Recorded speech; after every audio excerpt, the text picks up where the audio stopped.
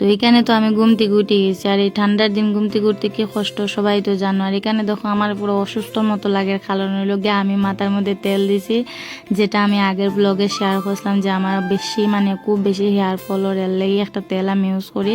এটা রাত্রে দিছি আজকে, মানে মাথা গোসাইলিমু, আর এটা এখন রাত্রে দেই তো সারা রাত্রে মাথায় তেলটা খাইব তো বালা মাথার লেগে দেই।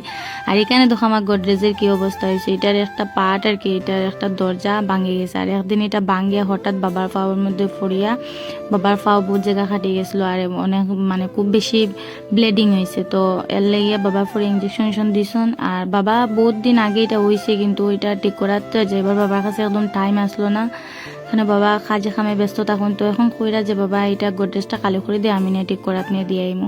তো আমি ভাবলাম চলো এটা সব খালি করলে, আর এটা আমি সব বাইর করাত লাগছি। আর এখানে দেখো কাপড় মানে দেখে অবাক লেগেছে, কারণ এটা তো সবসময় আর গুছাইন যেত না, একটা পার্ট যেহেতু নষ্ট আসলো, আর আমার ডর লাগতো যদি কিছু একটা হয়ে যায়, যদি দরজাটা খুললে আমি এর লেগে খুলতাম না, একটা পার্ট দিয়ে খুলতাম কাপড় বাইর করতাম, এর লেগে আর বেশি করে এটা শুদ্ধ করে গুছানি হয়েছে না, ভালো করে রয়েছে।